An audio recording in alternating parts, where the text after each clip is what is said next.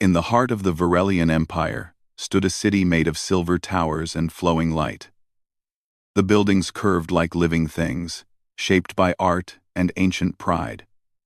From the outside, it looked perfect. From the inside, it was ruled by harsh rules that never bent. In this empire, worth was measured from birth, strength of body, purity of blood, power of lineage. Those who lacked even one of these were quietly pushed aside. Lady Syrixa was one of them. She was born into a noble house. Yet from her first cycle of life, the elders knew she was different. Her mind was sharp, her memory flawless, and her sense of duty strong. But her people valued physical dominance above all else, and Syrixa did not have it. She was smaller, her energy readings lower than expected for her species. It was not enough to make her useless, but it was enough to make her unwanted. As she grew, she learned early how to stand silently during gatherings, how to lower her eyes when warriors passed, how to smile politely when others whispered behind her back. She learned not to expect invitations, not to expect praise, not to expect love. Suitors came for other noble daughters. None came for her. By the time she reached the age of binding, her future was already being discussed in quiet council rooms without her present. Some suggested she be assigned to administrative service on a distant world. Others said she should remain unbound, serving the empire until the end of her life. No one asked what she wanted. On the day of the annual ascension ceremony, the pain felt sharper than usual. Syrixa stood among the crowd as names were called. Young nobles stepped forward, cheered by families and clans. Bonds were announced. Alliances were celebrated. The air vibrated with pride and joy. Her name was not called. It never was. When the ceremony ended, she turned away before anyone could see the disappointment she could no longer hide. She walked through side corridors, away from the light, toward the quieter parts of the city where echoes replaced voices. That was where she saw him. The human stood alone near a data terminal, carefully reviewing shipment logs. He was taller than most Varelians but looked fragile by their standards. No natural armor, no energy glow, just fabric clothing and tired eyes. His name was Daniel Carter. He was a logistics officer, assigned to the Empire as part of humanity's cooperation agreement. Most aliens barely noticed him. Some openly mocked humans, calling them short-lived, soft, and insignificant. Daniel was used to it. He worked quietly, efficiently, and without complaint. As Syrixa passed, she slowed without meaning to. Something about the way he focused caught her attention. He did not look proud or arrogant. He looked serious, responsible. Sensing movement, Daniel looked up. Their eyes met. Syrixa expected him to turn away quickly, as most did. Instead, he nodded politely. "Good evening," he said in clear galactic standard. The words were simple, the tone respectful. She froze for half a breath, surprised by how rare that felt. "Good evening," she replied. Daniel noticed her posture, the slight tension she carried. He had seen it before in people overlooked by systems larger than themselves. He did not know her rank, only that she looked like someone carrying too much alone. "If you're looking for the east exit," he said gently, "it's closed for repairs. The south corridor is quieter." She studied him, confused. "You are helping me?" He smiled faintly. "I suppose I am. No judgment, no curiosity, no hidden motive. Just help." She thanked him and walked away, her thoughts unsettled. That night, Syrixa did not sleep. She replayed the moment again and again. It was small, meaningless, some would say. But to her, it was the first time in a long while that someone spoke to her without seeing failure first. Over the following cycles, their paths crossed again. Sometimes in corridors, sometimes in council archives, sometimes near the observation decks where stars stretched endlessly into the dark. Daniel always greeted her the same way. Calm, polite, honest. They spoke briefly at first. About trade schedules, about star systems, about how humans navigated space without natural energy fields. Syrixa listened closely. She learned that humans compensated for physical weakness with planning, cooperation, and stubborn persistence. Daniel spoke of Earth not as a paradise, but as a hard world that forced people to adapt or fail. There was never room for everyone to be strong, he said once. So we learned other ways to survive. The words struck her deeply. She began to linger longer in conversations. Daniel never pushed, never asked personal questions unless she volunteered. When she spoke of empire traditions, he listened. When she spoke of being overlooked, he did not interrupt. One day, as they stood near a viewport watching ships depart, she finally asked, "Why do you treat me as an equal?" Daniel blinked, genuinely confused. "Is there a reason I shouldn't?" She searched for an answer and found none that did not sound cruel. Among her people, strength demanded respect. Among humans, it seemed respect was given first. Rumors, however, had a way of spreading. Other nobles noticed Syrinx spending time with the human. Whispers followed her again. Sharper this time. She is desperate. She seeks validation from a lesser species. She shames her house. Even members of her own family warned her to keep distance. They reminded her that humans held no power in the empire. That association with one could lower her standing further. Syrinx listened quietly. For once, she did not obey. The pressure reached its breaking point during a closed council session. Syrinx was summoned and informed that a final decision had been made. She would be sent to a frontier administrative station, far from the capital, far from influence. It was exile disguised as duty. She accepted the order without protest. That night, she went to the observation deck, where Daniel often took his breaks. He was there, staring at the stars, hands resting on the rail. "You're leaving," he said softly, having already heard. "Yes," she replied. "I'm sorry." She studied his face, noting the genuine concern there.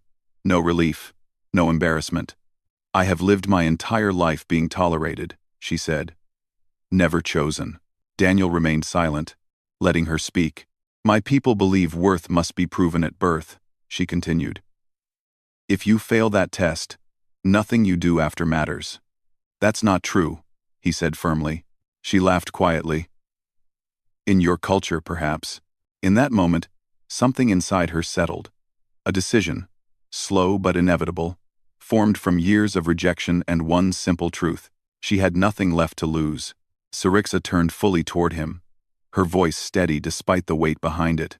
"You once asked why I trusted you," she said. "It is because you saw me when others would not." Daniel frowned slightly, sensing something important. "If my people will not accept me," she continued, "then I will choose my own path." He opened his mouth to respond, but she spoke first, her words clear and calm, carrying the strength she was never credited for. "Daniel Carter," she said, "will you marry me?" The stars outside continued their endless motion, unaware that a single question had just set something far greater in motion. For a long moment, Daniel did not speak. The observation deck was quiet, except for the low hum of the station and the distant movement of ships beyond the glass. Stars drifted slowly, cold and endless, as if time itself had paused to listen. Syrinx stood straight, her hands folded calmly in front of her. She did not look away. She had already faced rejection her entire life. If it came again, she would endure it the same way she always had, in silence. Daniel finally turned to face her fully. "Marriage," he said slowly, as if tasting the word. "That's a very serious request." "Yes," Syrinx replied. "I would not make it lightly."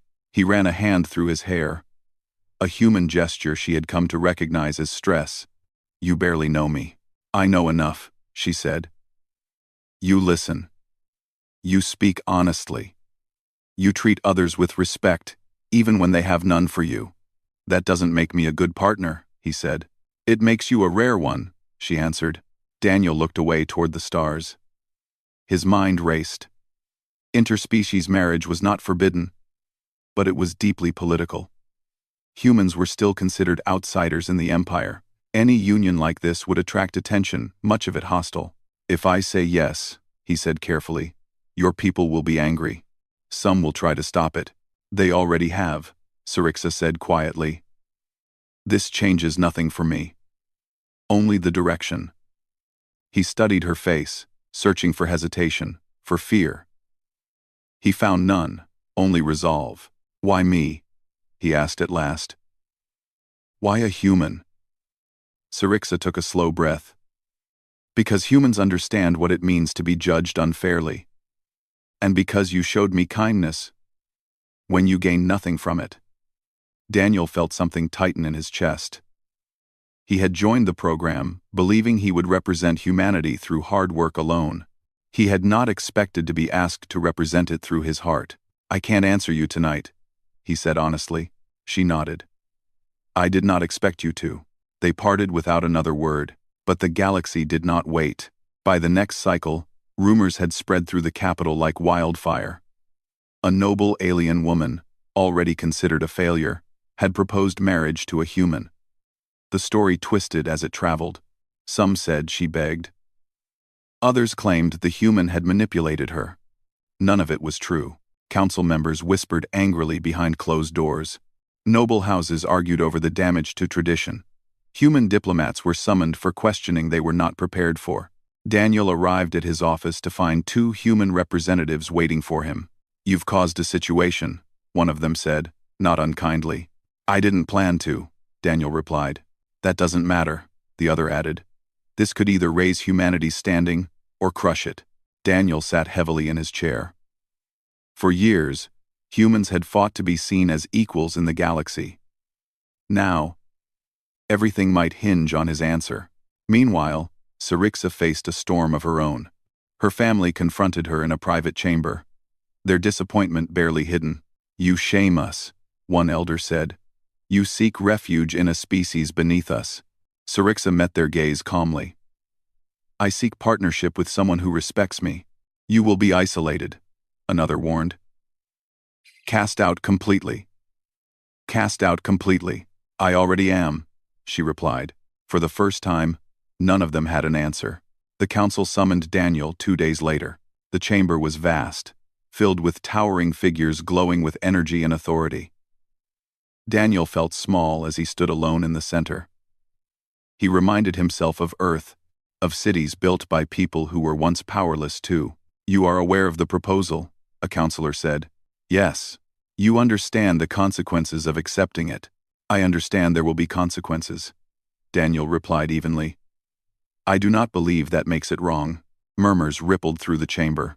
Humans are fragile, another counselor said. Short-lived. You offer nothing to a noble bond. Daniel lifted his head. We offer loyalty, cooperation, and the will to stand by our choices. The council dismissed him without a decision. That night, Daniel walked alone through the station, his thoughts heavy. He found himself back at the observation deck.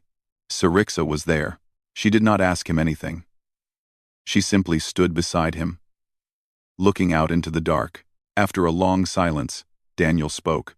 Where I come from, he said, marriage isn't about politics. It's about choosing someone and standing with them, even when it's hard. That is what I am asking, Sirixa said softly. Daniel exhaled slowly. I won't promise you safety, he said, or approval, or an easy life. I have never had those, she replied. He turned to her then, truly seeing her not as a noble, not as an outcast, but as a person who had endured and still stood tall.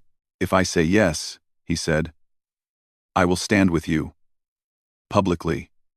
Fully. Sirixa inclined her head, a gesture of deep respect. That is all I ask. Daniel extended his hand, uncertain if the gesture would translate. She placed her own in it. Yes, he said. The word echoed louder than any declaration. When the announcement became official, the reaction was explosive. Alien nobles protested. Some threatened to withdraw support from human programs. Others demanded trials and tests, claiming the human must prove himself worthy. Daniel did not refuse. If proof is what they want, he said to the human delegation, then I'll give it. Sirixa watched as he faced challenge after challenge, not with anger, but with steady resolve. She stood beside him in every hearing, every gathering. Her presence no longer timid. For the first time, she was not waiting to be chosen. She had chosen, and the galaxy was about to learn that underestimating humans and those who believed in them was a mistake. End of Part 2. The challenges began quietly. At first, they were spoken as suggestions, hidden behind polite words and tradition. The council claimed that any bond involving a noble house must be tested, not to punish, but to protect the Empire's values. Many knew the truth. They wanted the human to fail. Daniel Carter understood this the moment the first notice arrived. It was not a duel. Not yet. It was a test of duty. He was ordered to assist with a failing supply network on a distant frontier system. The region had been neglected for years. Routes were unstable, piracy common, and alien administrators had already abandoned hope. The council framed it as a chance for Daniel to prove usefulness. Privately, many believed it was a trap. Sirixa was furious when she learned of it. "They are sending you to fail," she said. Daniel remained calm. "Then I won't." He requested permission for Sirixa to accompany him as an observer. The council agreed, certain that watching him struggle would only reinforce their beliefs. The journey took weeks. When they arrived, they found chaos. Stations half-powered, civilians waiting for supplies that never came, administrators arguing instead of acting. Daniel did not command. He listened. He gathered data, spoke with workers, learned which routes failed, and why. Humans had survived worse conditions than this. He reorganized schedules, simplified transport plans, and brought together alien crews who had never worked as a team before. At first, they resisted him. "You are not strong enough to lead us," one foreman said. Daniel nodded. "Then don't follow me. Follow the plan." Within days, shipments began moving again. Within weeks, shortages eased. Within a month, stability returned. Sirixa watched in quiet awe. Daniel never raised his voice, never demanded obedience. He explained, adjusted, and trusted people to do their jobs. The workers responded, not out of fear, but respect. When reports reached the capital, the council grew uneasy, so they escalated. The next challenge was public. Daniel was summoned to defend his right to marry before a mixed assembly of nobles, military leaders, and foreign representatives. This time, failure would be visible. The chamber was full. Sirixa stood beside him, her posture straight, her presence unshaken. Whispers filled the air as they entered. Some mocked. Some watched with curiosity. A high counselor spoke. "Human Daniel Carter, you claim worth beyond your species' limitations. Explain why the Empire should accept you." Daniel stepped forward. "I do not claim superiority," he said clearly. "Only responsibility. I chose Sirixa, and she chose me. That choice has meaning." "Meaning does not win wars," a military leader scoffed. "Neither does pride alone," Daniel replied. "Humans survive by adapting, by standing together, and by protecting those who stand with us." The room stirred. A sudden alert interrupted the session. A frontier colony had gone silent. Sensors showed damage. Communications were failing. Panic spread as reports confirmed an external threat. An unknown force, attacking isolated systems. The council hesitated. Daniel did not. "I can help coordinate evacuation and defense," he said. "Human systems specialize in crisis response." "You are not authorized," a counselor began. "Then authorize me," Daniel said firmly. "Or waste time debating while people die." The chamber fell silent. The council granted temporary authority. Daniel moved fast. Human and alien ships were linked into a shared network. Defensive positions were reorganized. Civilian transports were prioritized. Sirixa assisted, translating commands and calming officials who doubted him. When the threat reached the colony, it met prepared defenses instead of confusion. The attackers withdrew. Lives were saved. The news spread faster than any rumor before it. For the first time, many in the Empire saw humans not as weak outsiders, but as capable partners. Still, opposition remained. A powerful noble challenged Daniel directly, accusing him of using crisis to gain favor. He demanded a final test, one rooted in ancient tradition. Daniel was to stand trial in the Hall of Truth. The hall was designed to expose deception. Energy fields reacted to emotional instability. Many believed a human would not withstand it. Sirixa objected strongly. "This is dangerous." Daniel met her gaze. So is backing down. Inside the hall, Daniel stood alone as the system activated. Lights shifted, pressure built. A voice echoed, State your intent. I intend to honor my bond, Daniel said, and to stand as I am. Questions followed. About loyalty. About ambition. About fear. Daniel answered honestly. He admitted doubt. He admitted fear. He admitted that he was not the strongest or the most important, but he did not lie. The system stabilized. Shock rippled through the observers. The trial ended without condemnation. That moment changed everything. Sirixa felt it clearly. The weight she had carried for years began to lift, not because she was accepted again, but because she no longer needed acceptance to stand tall.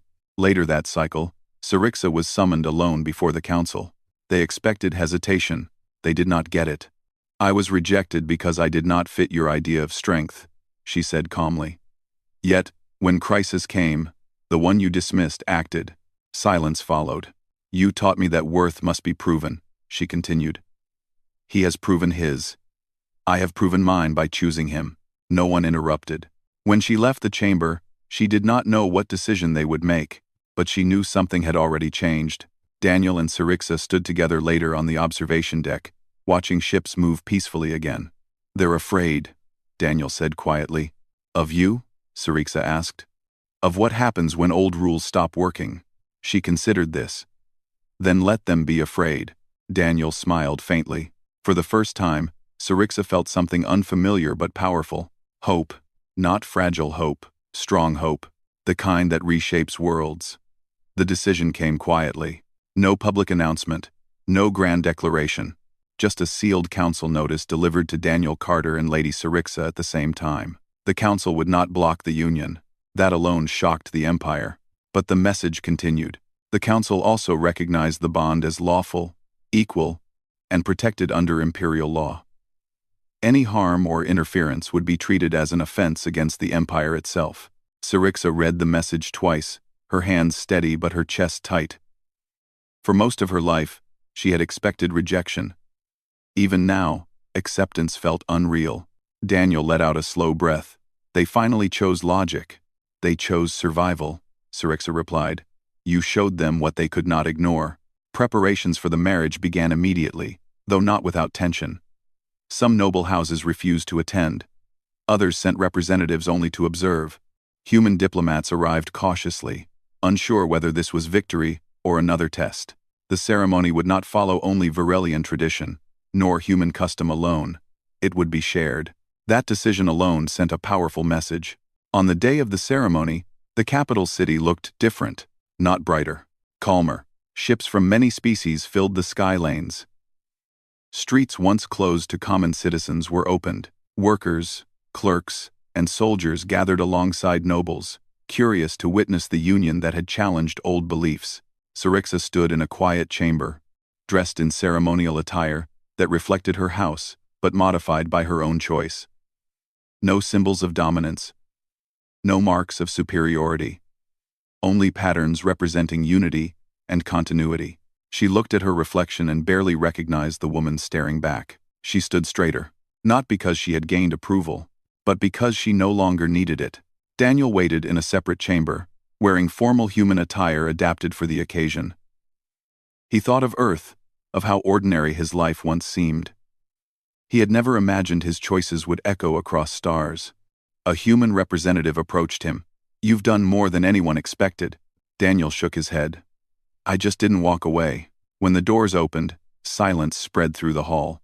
Sirixa entered first, walking alone. Whispers rose, then faded. Some saw a failed noble. Others saw something new. Daniel entered from the opposite side. The contrast between them was clear. Different species, different worlds, but they moved toward the center with the same steady pace. When they stood together, the difference seemed smaller than ever. The officiator spoke words carefully chosen, stripped of superiority and hierarchy. This bond is not formed by command, the voice echoed. It is formed by choice. Sirixa spoke first. I was told my entire life that I was lacking, she said, her voice clear and calm. That I did not deserve to stand beside anyone of worth. Today, I stand by my own decision. Daniel followed. I was told my species was weak, he said. That we did not belong. Today, I stand because someone believed we did. They exchanged vows simply. No promises of power. No promises of control. Only commitment. When the ceremony ended, there was no roar of applause. There was something stronger. Respect. In the cycles that followed, change spread quietly. Other rejected individuals began to speak. Lower-ranked citizens found their voices heard in councils once closed to them. Policies shifted not overnight, but steadily. Human advisors were invited into planning roles. Joint task forces formed. Old assumptions were questioned. Not everyone approved, but fewer dared to openly oppose. Sirixa was offered reinstatement into her noble house. She declined. Instead, she accepted a new role, liaison between species, a position created because of her example. Daniel returned to his work, now expanded. He oversaw cooperative systems, focusing on shared success instead of dominance. Together, they became something unexpected, a symbol, not of romance alone, but of choice over tradition. Years later, a young alien stood before Sirixa, nervous but determined. "They say I am not strong enough," the youth said. Sirixa smiled gently. "They said the same about me. And what did you do?" "I chose my own path," she replied. "You can too." From distant systems, humanity watched as their place in the galaxy changed, not through conquest, but through consistency. They had stood by one of their own, and the galaxy had taken notice. On a quiet night, Daniel and Sirixa stood once more at the observation deck where everything began. "The stars look different now," Daniel said. "They always did," Sirixa replied. "We just learned how to see them." They stood together in silence, not because words were lacking, but because nothing more was needed. Two worlds had changed, not because someone demanded it, but because two overlooked souls chose each other and refused to step aside. End of Part 4.